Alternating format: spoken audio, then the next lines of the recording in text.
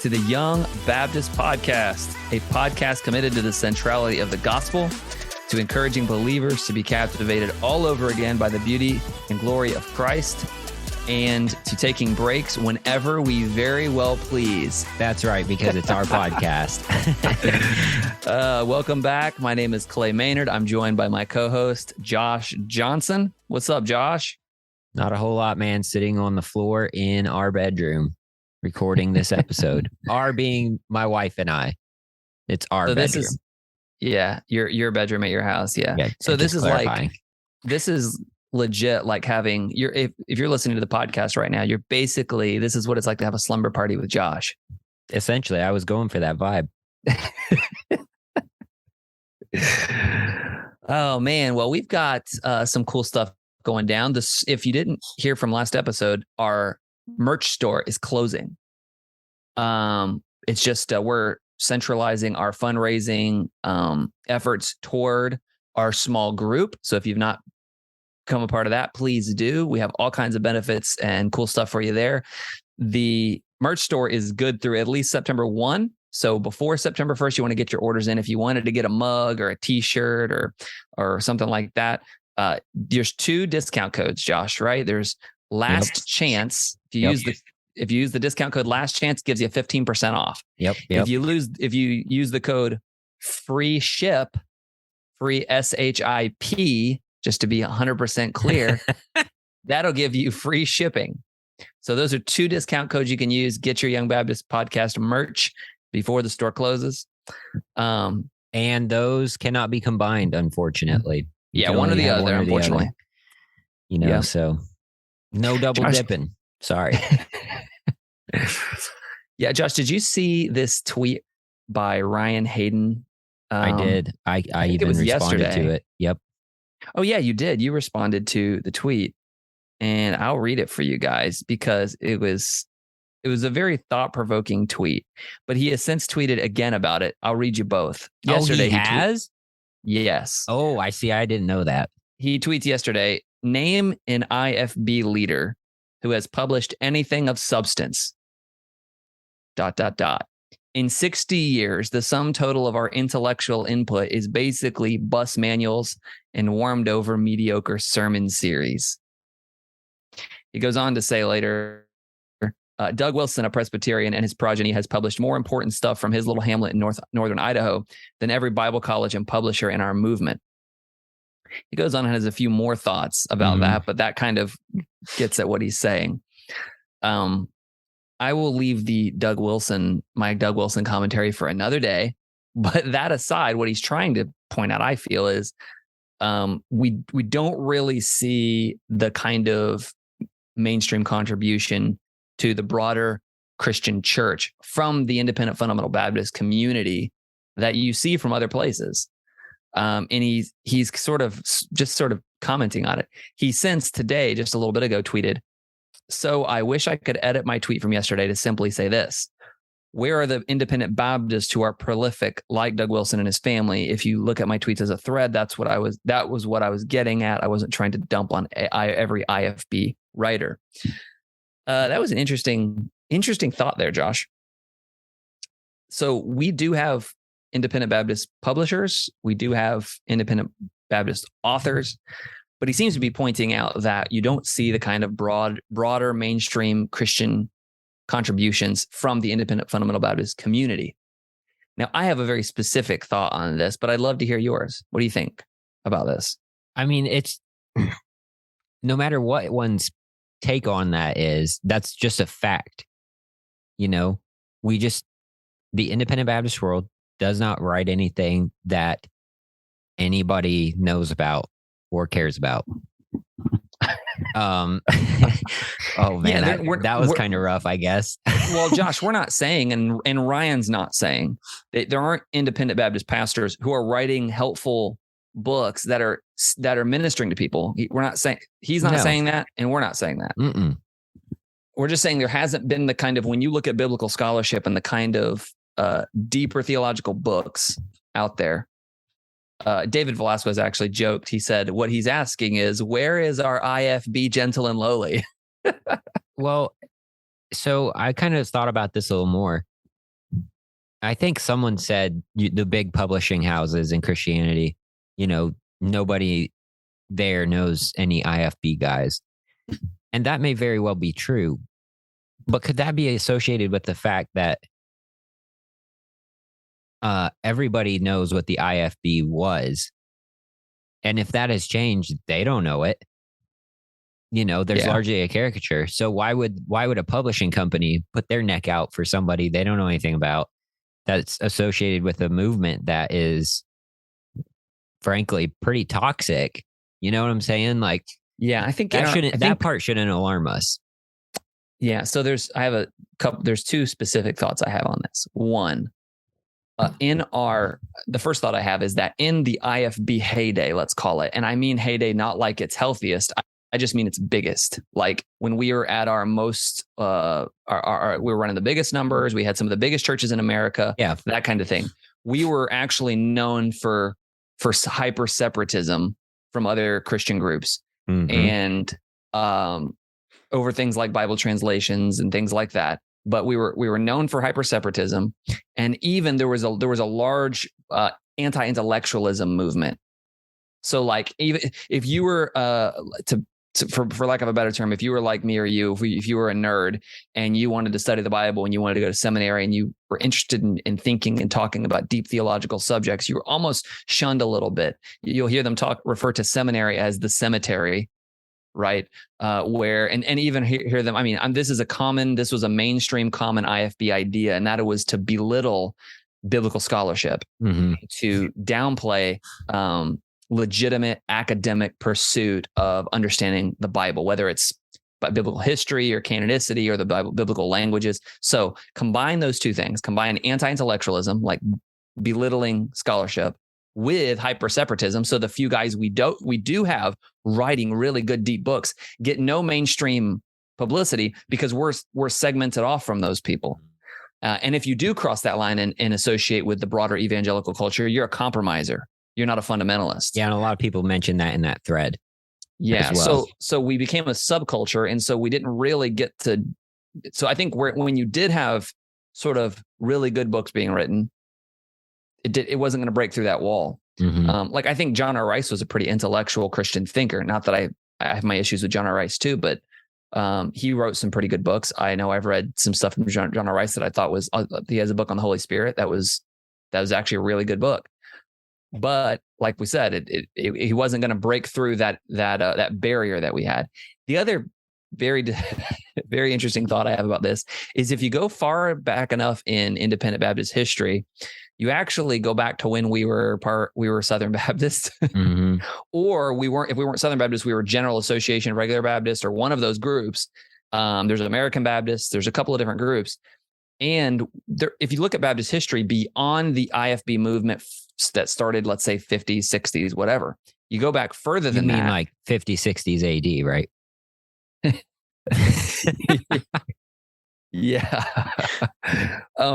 If you go back far enough, we were part of the Southern Baptist Convention. And if you just take Baptist history as a whole cloth, the truth is all real Baptist churches are independent. Let's just say that. Yes. Even Southern Baptist Convention churches are independent churches. I don't know what happened where you mentioned to me, Josh, that you feel like at some point independent Baptist churches, because we called ourselves independent, started making it out like these SBC churches are like part of a denominational hierarchy. But they're not. We've done them a disservice and spreaded a false idea about them, I think, if we're saying that. And I think that has been said. We treat them like they're just some offshoot of Presbyterianism. They're not. The SBC is cooperation for very specific purposes. They don't own those churches. They don't have actual hierarchical authority over those churches.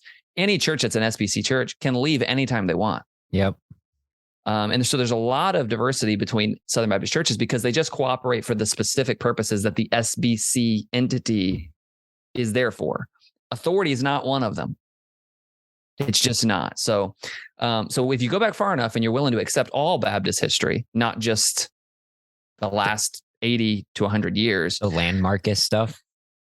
Right. If you're willing to go back far enough, you can actually see Baptist history is full of really accomplished and incredible authors, guys like Charles Spurgeon, guys like John Gill. Like these are theological heavyweights, not nobody. And they're very mainstream.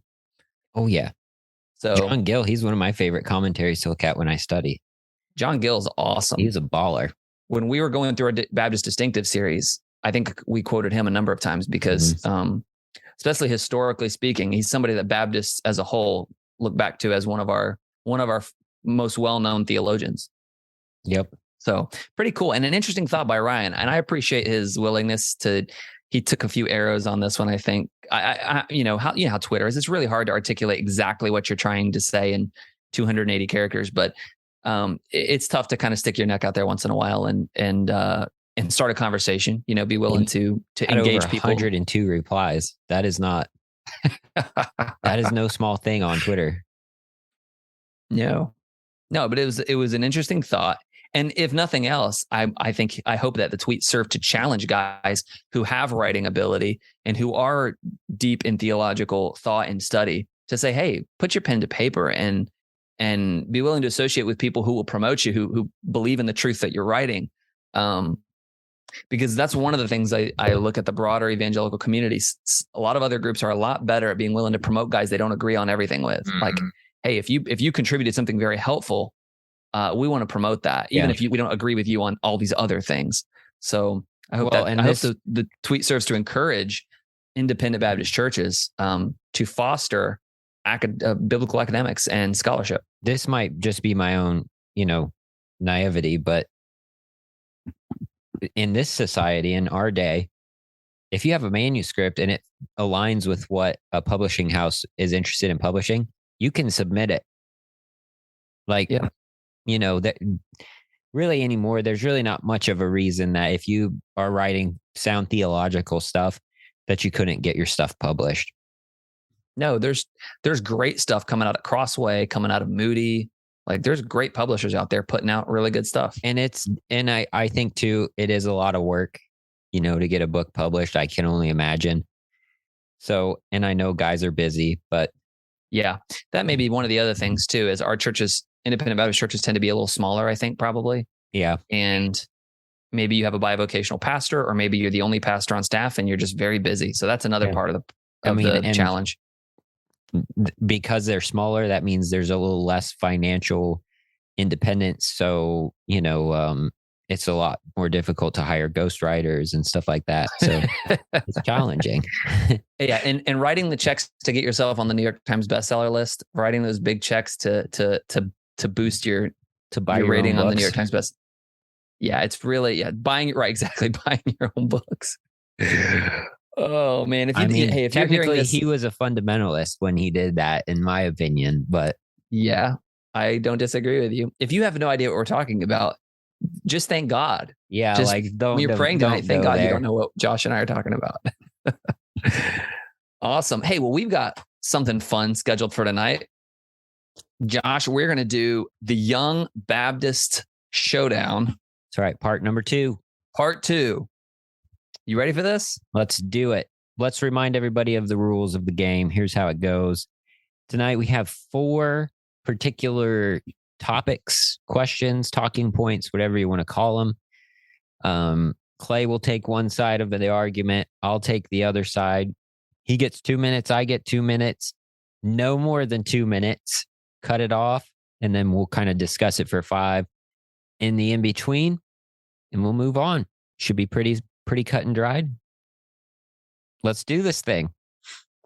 Come on. So the first question we're addressing tonight is this question: altar calls, meaningful or manipulative? All right. I'm going to be taking the position of meaningful. You ready, Josh? Are you ready, Clay? I'm ready. 3, 2, 1, go. So altar calls, do we find them in the Bible? That's my first question always. And the truth is, not specifically called an altar call. No. But what you do find in the Bible is a call to action. Over and over and over again, when men of God preach the word of God, they have a call to action. So if what you mean by altar call here is that you have to have a specific type of song played on a specific instrument, you have to have a time in your service where you are,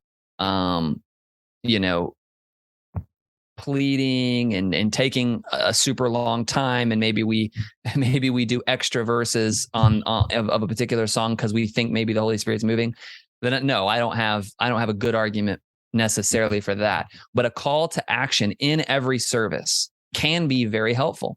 And a good use of church buildings is to have a place where you can welcome people, where you can invite people to pray, to repent, to do business with the Lord. And every good sermon has some call to action. It may not look the same in every sermon. And it's possible that once in a while you have a sermon where you don't have really much of an opportunity for an altar call. There's not a huge call to action. It's more informative or just educational. But in the end, there is a meaningful way to have your congregation together and call them to action. And that call to action often takes the form of prayer, most often takes the form of prayer. So at the end of the service, to have a time where you say, hey, come to the altar and pray. And the truth is, even if you don't, an altar call can mean, hey, you make your seat an altar. You do business with the Lord. Having that time in a service, I believe, is meaningful. Anything else you'd like to say in the last 10 seconds? No, sir. Okay. So Josh, you're taking the position that they're manipulative. Hey, yeah. So I'm taking the position of manipulative. You ready? Let's do it. Go. So are altar calls manipulative? I'm going to say they are. And there's a couple reasons why. First of all, I think to some degree, because they're placed at the end of an already emotionally sensitive moment, especially if like there's been a very solid message preached,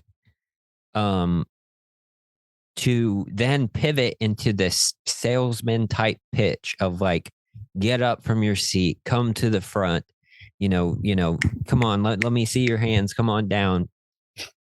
Yeah, that's incredibly manipulative. And that being said, they're often accompanied with like extremely urgent or repetitive language. What are they?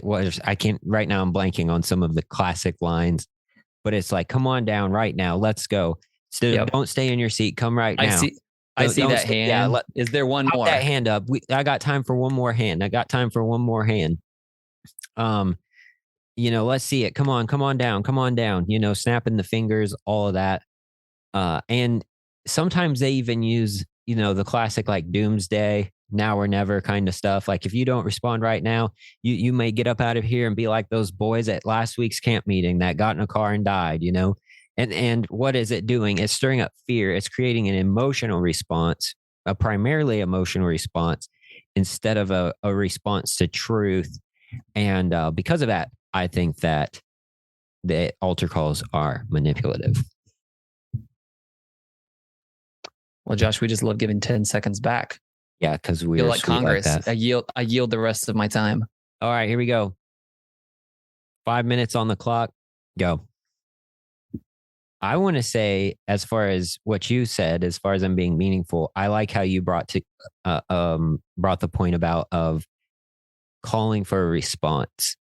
That's very important, and I really think that good preaching does that every time.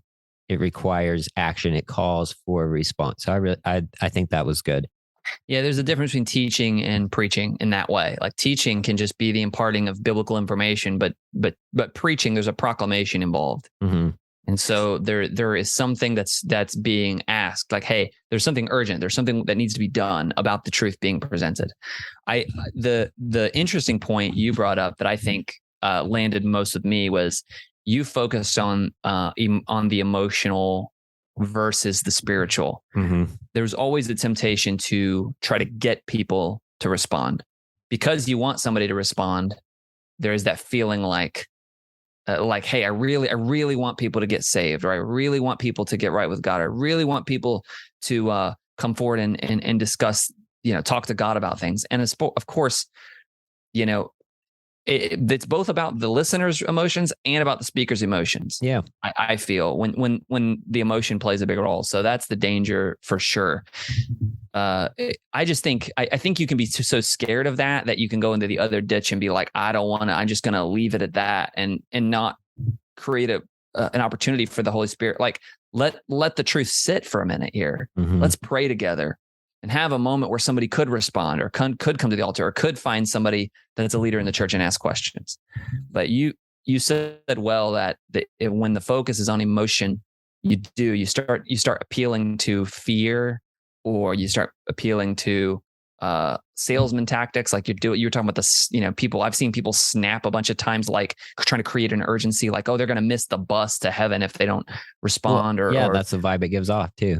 Like it really is like, hey, the coach is freaking leaving the station, get on or burn in hell. And that's terrible. Yeah. That's terrible when that happens. And you're right. If it's emotion driven, it's manipulative. And you too mentioned, well, you drew a contrast between the spiritual and the emotional. Like you can do a good altar call, or let's call it an invitation or whatever, without doing that. But that is always the danger, is that you're just coaxing a response. And then of course, what's going to happen when they come to the altar is you're going to reward that response by saying, oh, there were so many at the altar today. And it's going to guilt people into coming to the altar more next time. And then there's this assumption that, well, if nobody came to the altar, God didn't do anything, or nobody got helped, or stuff like that. So that's the danger. Go ahead. You were going to say something. Yeah. I think some of it is just really, in some places, it's just an ego play. Like, I need to get people up and down the aisles, like you were just talking about. Yep. And I think I want to be able to brag about how many people. Exactly. And I think it's important as well, though.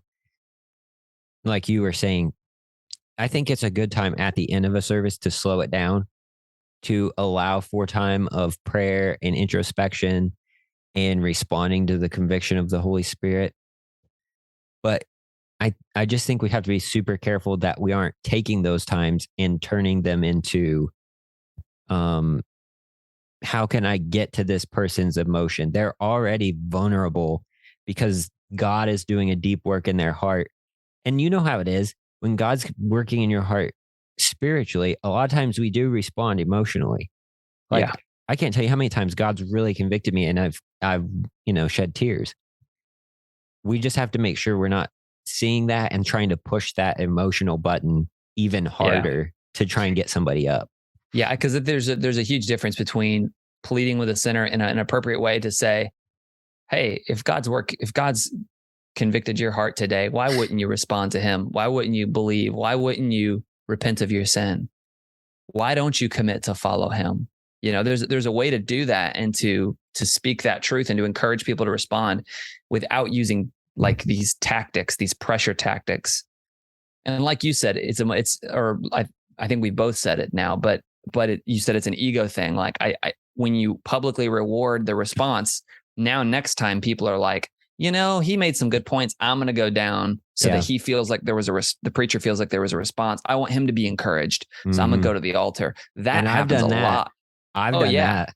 Oh yeah. That's happened a lot, where people, like, nobody moves. So somebody's like, oh, I'm going to go. I don't want the pastor to feel like we didn't enjoy his message. It's like, it's messed up. There we are. That's our time. Great thoughts. All right, Clay. Topic number 2.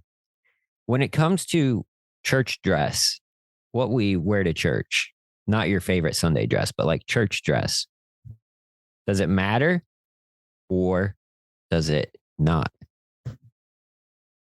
I'll take the position that it matters, Josh. If I were to come in my underwear, I think you'd have a problem with it, Josh. So let's start with that. Let's start with, to say it doesn't matter is a problem. So when I come to church, everywhere I go, I think about what I'm going to put on. Right. Something crosses my mind about the kind of place or event I'm going to. Mm-hmm. And so if I'm just going to go to Chick-fil-A, you wear a tuxedo. Yeah. I would always, since I'm a preacher of the gospel, I'd always wear a tie and cufflinks.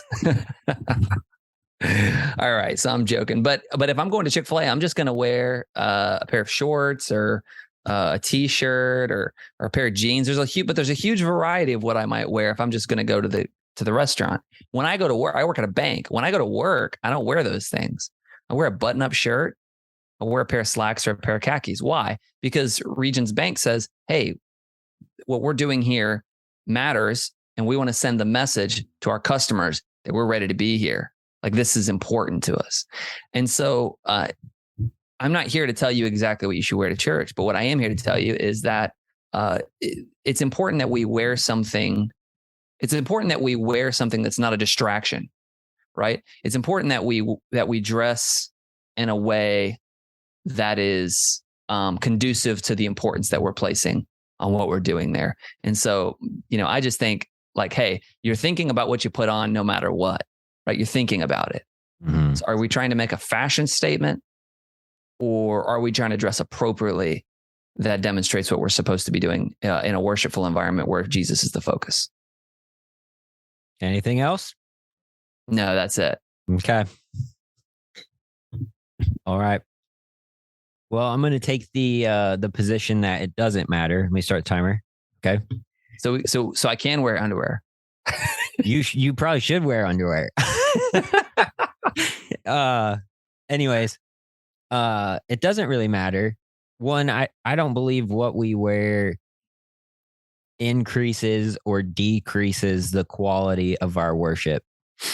If it did, somebody who maybe just had the worst night of their life and, was out on the street and decided to walk into a church service and doesn't have fancy clothes on, they're not going to be able to worship well if it really mattered.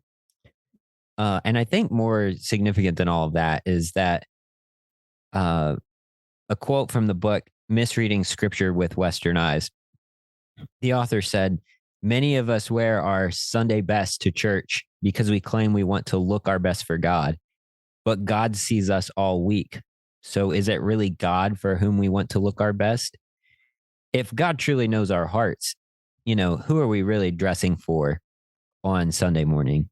I mean, who are we actually putting on this fancy, $150 tie and our nice suit and fancy dress?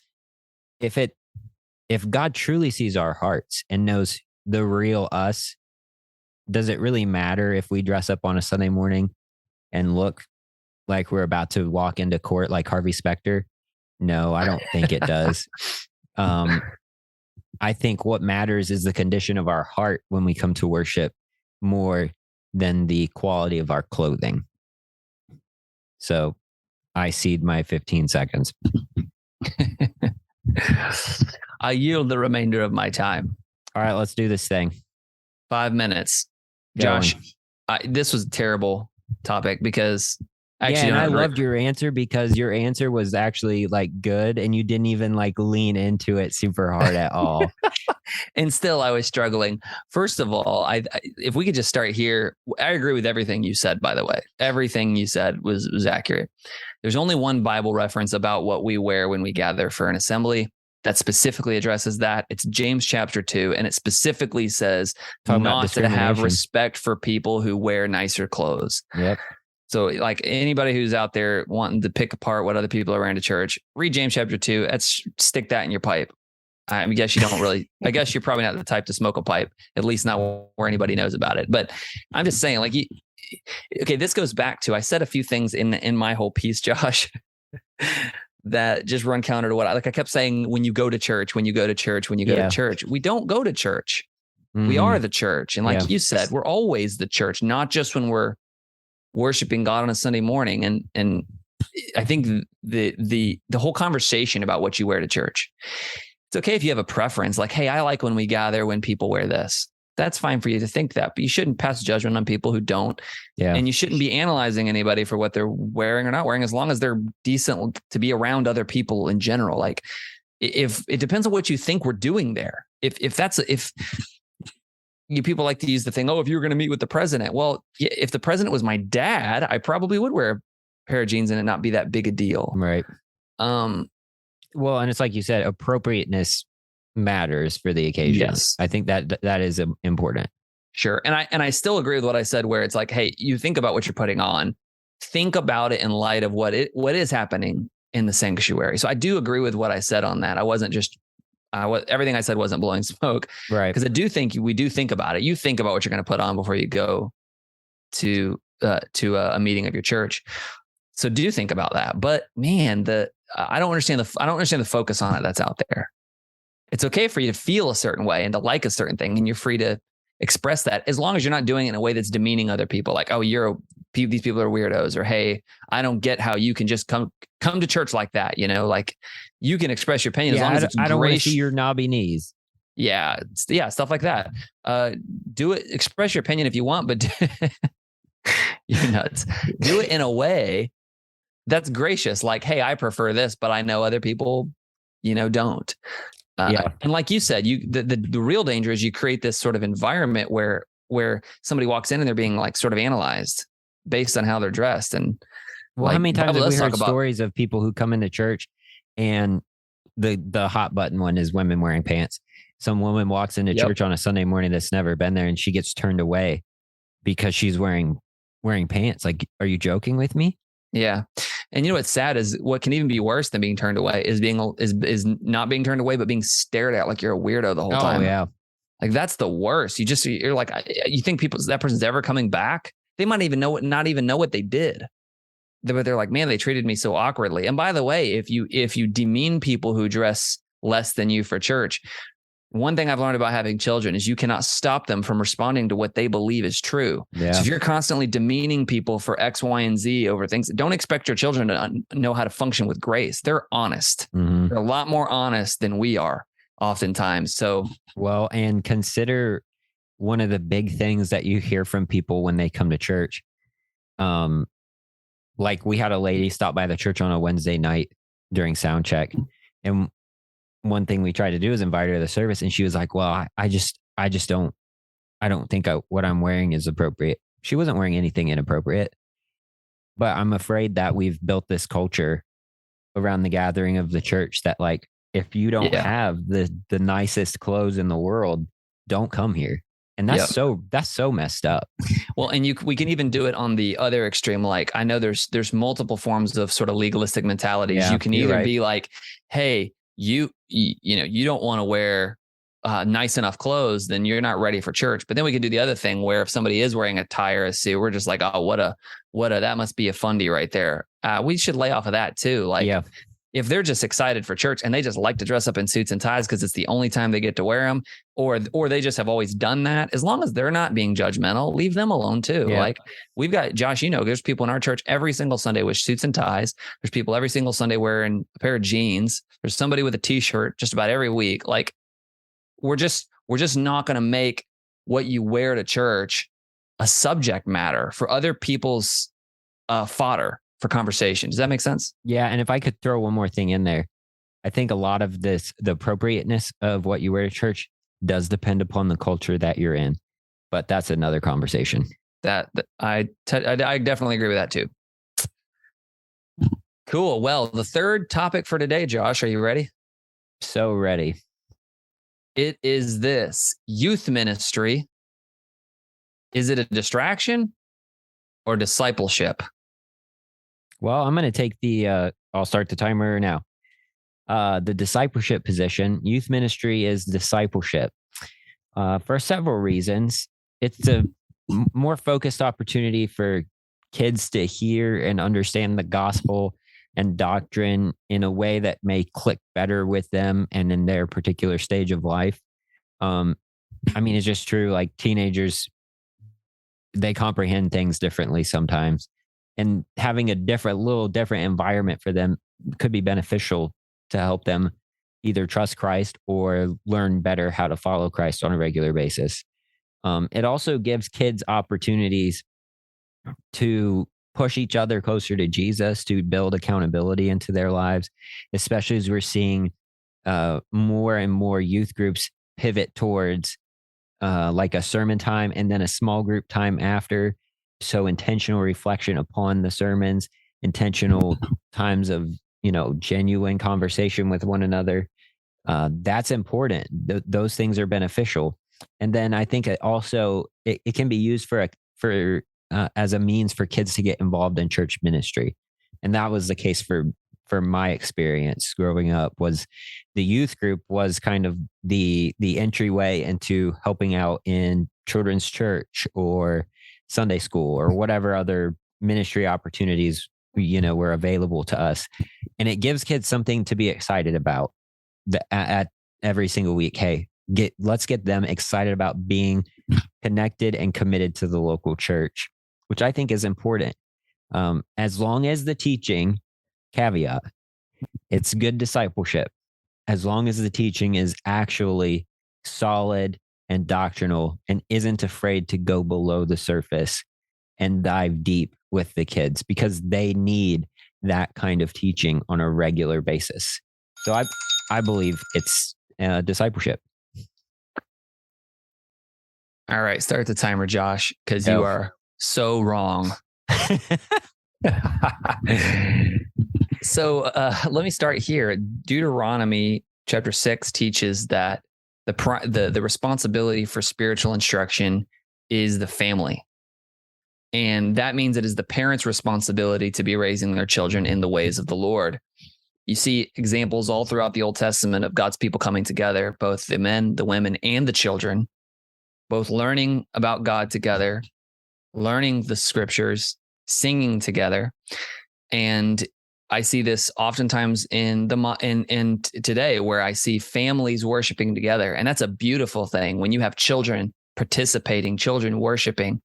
And I think there's a couple of things that goes wrong when you don't do that. First, you see this separate attitude toward the youth group being super fun because we do it different over there in that wing. And over here, it's the serious, more, buttoned up church services. And so there's this gap that occurs with young adults. They come out of youth ministries and then they come into church, regular worship service environments, and they're bored because it was so much more exciting over there. So what was happening over there was intended to be discipleship, ended up just taking away from their transition into adulthood.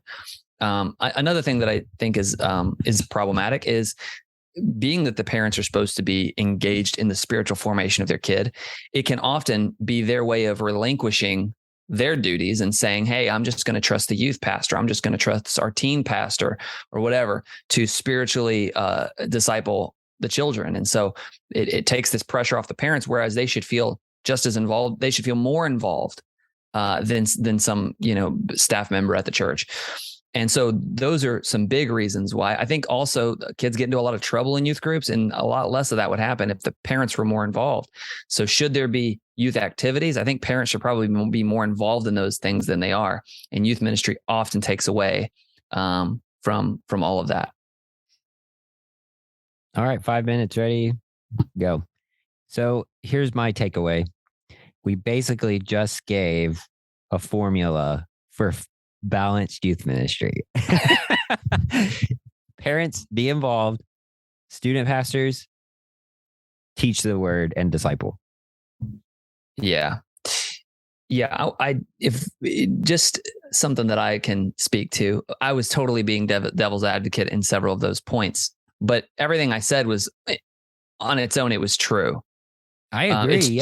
It just wasn't actually a complete case against youth ministry. It was just sort of critiquing the problems I've seen in youth ministry more than it was a case against youth ministry, which, by the way, is something we see often. You'll see people be like, I don't like youth ministry because of X. It's like, well, you haven't really made a case against youth ministry. You've made a case against bad youth ministry. Yeah. And there's a lot, let's be honest, there's a lot of bad youth ministry going on. Oh, yeah. There's been this huge push in the last generation or two to make the kids excited about church, and it's not done anything to stop kids leaving the church. What stops kids from leaving the church is discipling them, making them disciples, and that not changing when they turn 18. Yep. Like you said, deep discipleship, give them the word, stop acting like these kids are stupid. And that if you actually teach them the doctrines of the word of God, that's going to be too deep for them. Don't treat them like that. They're not idiots. So I do agree with you too, that there's environments where it's really great to have the word taught at different age levels where kids can digest it better. I mean, I know in our church, I want my kids, this, I've kept my kids in our services for the full services at times, just because I want them to sit with us. Yeah. Now, we already do a format where the kids are there for the worship time, like the music and the singing, and then they leave right before the preaching. I like that format because it gives us time for the kids to be with their parents, singing, watching their parents engage in the service. So in a way, they're being discipled by their parents too. They're sitting with their parents in church, or at church services, all of that. But there is just truth to the fact that my kids know Bible stories today that they wouldn't know if they were always in the services with me. Mm-hmm. There's a lot that goes in through our youth ministry that puts it in a format that's so much easier for them to digest. That I love that we have a good youth ministry at our church. So there's a little bit of balance there, there's a danger even at our church, Josh, of people dumping their kids off into the youth ministry and expecting that to account for their spiritual formation. Yeah. That happens even at our church. Parents, don't do that. It is supposed to be a supplement. Just like I could never call myself a serious Christian if the only spiritual interaction I was doing was on Sundays.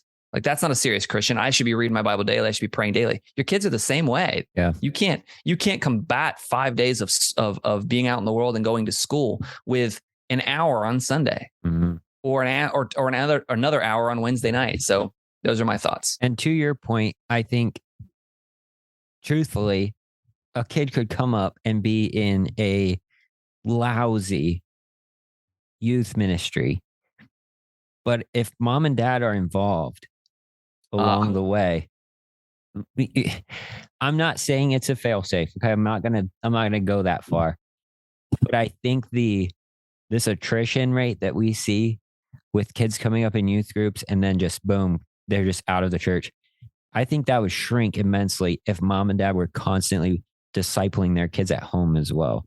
Yeah, we ask our kids on the car ride home from our church services almost every week. Hey, what did you learn? What did they talk about in Sunday school? What did so-and-so teach you in junior church? Like, what are you guys talking about? I want to know what they're learning and trying to engage them and hold them accountable for it. Like, hey, what happened there? It's my responsibility what they're experiencing there. I know the church is supposed to be doing a good job, but they're my kids, right? Yeah. And you made the point about parents make it to where it's the youth pastor. Like, he is now the spiritual guru for these kids' lives. And he's the one who is supposed to guide them into all manner of godliness. You don't even, I hope not. I hope you don't even treat your own pastor that way. Like, why would you expect the youth pastor to do that with your kids? Yeah, I see. Isn't it a lot like our kids go to a Christian school? Isn't it a lot like them? Hey, I can't teach my kids all the academics. I'm not trained to do that. So, but the school is not a replacement for me. Mm-hmm. They're on my team. They're a ministry to my family. The church ministry should be the same way. Like, the youth ministry should be a supplement to what I'm trying to do in my kids' lives. Pastor so-and-so is on our team. Yeah. Thank God for him. But like, we're driving the bus, and he's just coming in on Sunday and trying to make biblical truths specifically applicable to teenage life or to middle school life or whatever it is. Yep. All right, Clay, last one.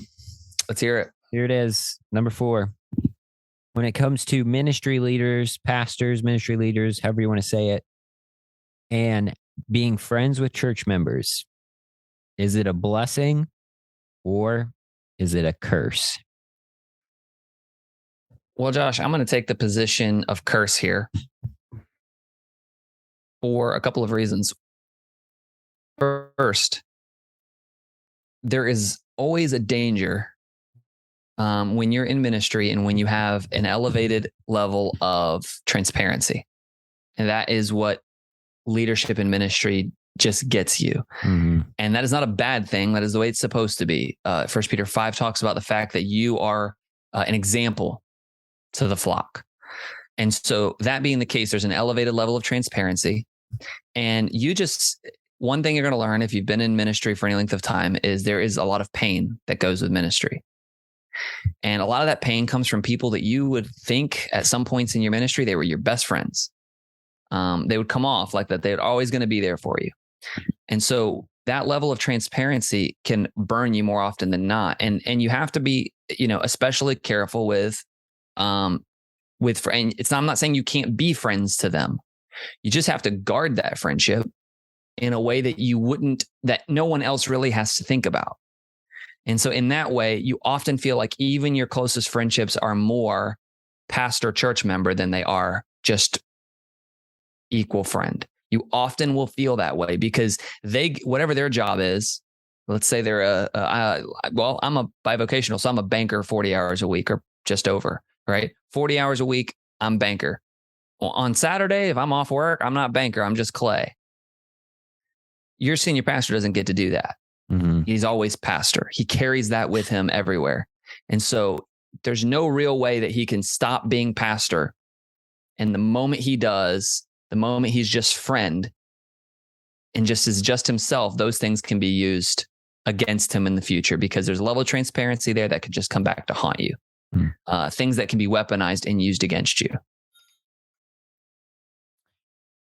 Well, I'm going to take the start timer. I'm going to take the blessing perspective. Being friends with church members, it's a blessing. For one reason, because as a pastor or ministry leader, just a reminder that you're a normal human being and you need friends. And you don't need just friends that you can talk shop with the whole time. You need people in your life that you can just be real with, to be transparent with, to have those conversations, to just sit down and enjoy the God's good gifts in our life together. I really believe that. And then also, I think it's another blessing is people get to understand that you are just another normal person, which is a complete misunderstanding a lot of times when it comes to ministry leaders, that the pastor, the ministry leader is a superhuman. They are far and away better than all other human people, but you're just a normal person. And you need those relationships with one another. And having friends in your church, it helps you grow closer together. It makes when you're ministering together even that much more wonderful, that much sweeter.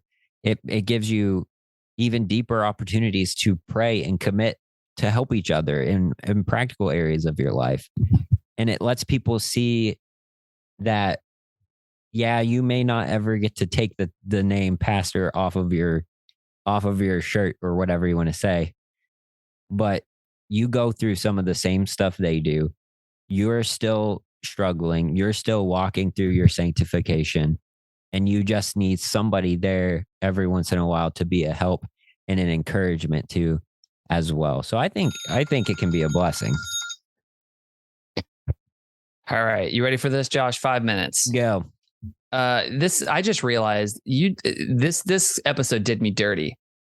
You had me arguing for altar calls. Bro, we sat in my office and decided this. You could have backed out. I know we did, but I'm just realizing how terribly I chose. I had to argue that what you wore to church matters, that youth ministry was a distraction, and that friends with church members and ministry leaders is a curse. Hey, I mean...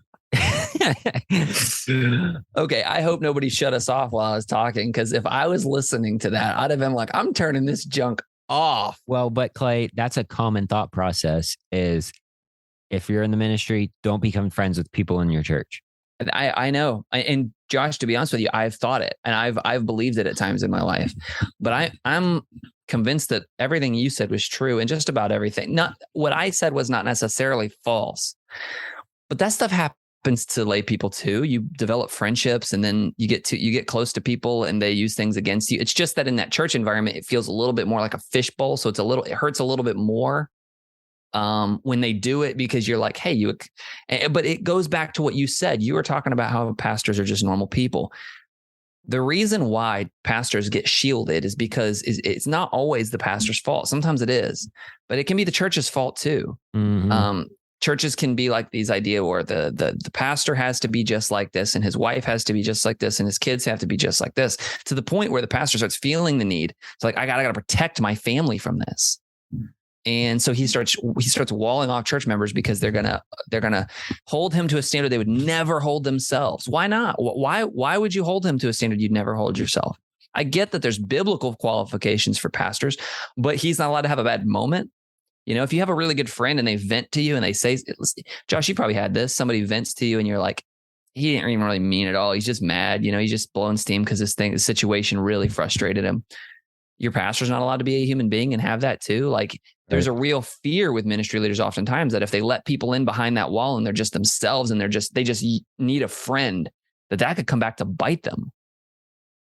And so starts with, I think, both pastors seeing themselves differently and the church seeing them differently. Like, hey, yes, there's spiritual leaders in our lives, but they're still a person. I joke with our senior pastor as part of the staff. I joke with him that I'm good friends with them in spite of the fact that he's the pastor.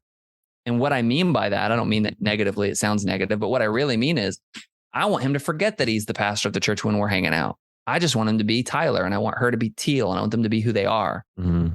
And I want them to feel comfortable that I would never use anything that they're, any weakness they have or any whatever. If I am exposed to it, just being close to them, I don't want them to ever fear that I'm going to use that against them. But we have to mean that, and we have to allow them to be human beings. And like you pointed out really well, you said that closeness actually creates more opportunities for us to help each other grow. Yeah. You know how many pastors feel lonely, like awfully, awfully lonely, because they think they can only be friends with other senior pastors who will let them be normal, And so, you should have friends in your church, and your friends should be your friends, not be, because one of the things I see a lot is people think they have friends in the church, and really there's people just cozying up to the pastor because it's the pastor's family. It's like, it's like access to power or something like that. If I can influence the pastor, that stuff ticks me off. But that's what I was about to say was, I think a lot of the reason it's so, it can be somewhat of political because of the politics. Yes. In the idea of like, well, if I'm friends with the pastor, there's a power dynamic, or if I'm friends with the pastor and he's real around me, then I get privileged information. And if I need to, I can use that when I want to. I will say, I don't know of how many other occupations there are where if you become friends with somebody, it affects you both personally and in your public sphere as far as your job as well. Yeah, absolutely. There's no question that you're right, because a lot of other professions actually discourage fraternization. Like, be careful about the relationship between the manager and the employee, because you don't want it to be like buddy, and then you come to work and make a decision and it's like, hey, I thought we were friends. Like, they discourage that kind of fraternization. Well, you get in the church and it's almost like it's like what it's supposed to be. You're supposed to be close to one another, and yet he's the pastor of your church. Like, you've got to hold him in high regard for the job that he does, but also allow him to be a human being. Like you're saying, there's, if we're going to actually, this is the last question. We can go for another minute, right? Yeah, we can. If you're actually going to believe this and live this out, then you've got to believe it and live it out. You can't, you were just saying you can't sit there and act like, oh, I'm gonna hold this person accountable for things that I found out, or I'm gonna hold this person to task. I'm gonna just reveal things that they were just being a normal human being, and I'm gonna use it to punish them. Because the other thing, Josh, is if I have a friend and a relationship is struggling, me and that friend's relationship is struggling, it's just between me and them, generally speaking. I'm a really terrible person if I go and I babble out to other people. But for some reason, when it's a pastor of a church, it's like, oh, I just think people should know what he said. And I just think people think it's somehow appropriate then to poison relationships and to broadcast things. It's like, hey, if you got a problem with somebody, just deal it between you and them. It's nobody else's issue. And if they had a weak moment, just go talk to them about it and leave it there. And it's not like we're over here advocating for, like, if you're friends with your pastor and your pastor confides in you and tells you that he's in some sort of ridiculous sin, to just be like, meh, we're not saying that. But we wouldn't do that for another church member either, right? We'd call that person to repentance. And that's what you'd have to do in this situation, is you'd hold them accountable. But I'm thinking of, like, if I had a relationship sour with one person, I'm not worried about affecting all of my other friendships. Mm-hmm. But in a church setting where maybe a good percentage of the pastor's friends are in that church, it can be ridiculous. It can be terrible, because then one friendship breaks down and it feels like it's this spreading thing that affects all kinds of other people that he has relationships with. Yeah. So it's a tough dynamic. It can be a tough dynamic, but we ought to approach it with grace and give ministry leaders the ability to have friendships that are not just other ministry leaders, but people in the church. For sure. Well, Clay, I guess we've solved all the problems again. We should have talked about them. Wow. But man, this is fun. I always enjoy doing this episode. This was a lot of fun the first time we did it. It's neat to explore different perspectives like that. Yep, no doubt about it. And I hope you guys learned something from it. If you think we missed a point, you think there's something you could add, let us know. Get on the socials at Young Baptist Pod. Let us know what you think on Twitter, Instagram, Facebook, wherever you interact with our socials. And if you have any other ideas, shoot them our way. We'd love to hear them. Hopefully, Clay will get back to our doctrinal series, or we'll at least figure out what we're doing. It's just, guys, we got to be honest with you. It's just been a busy season for us here. Lots been going on. So that's our excuse for right now. Maybe Josh, when the next one comes out, we'll have a different one. I will say, when we're going to do a couple of things concurrently. We've talked about this. We're gonna talk about multiple things. We want to do a gospel-centered series. Yes. Where we talk about different aspects of our life through the lens of the gospel. How does believing the gospel in our everyday life affect ministry? How does it affect church life? How does it affect our families, marriages, parenting, friendship relationships, outreach and community interaction, work? Like, we want to talk about all that. Yeah. And I think that's going to be a really, I'm really looking forward to that. It's going to be awesome. But we're going to keep dipping back into the doctrinal series too and continue. But that'll give us a little variety, right, Josh? That's the plan. Mix things up a little bit. Keep it mixed up. Keep it fun. Keep you guys on your toes. So, got anything Josh, else, what do you think, man? I don't think much, dude. There it is. There it is. Thank you for listening to today's episode. If you enjoyed the show, we'd love to hear your thoughts on today's topic. Also, be sure to subscribe and leave us a rating and review wherever you consume the content. You can follow us on Instagram, Twitter, and Facebook at Young Baptist Pod. Check out our website, theyoungbaptistpodcast.com, for more resource recommendations, our merch store, and to join our YBP community.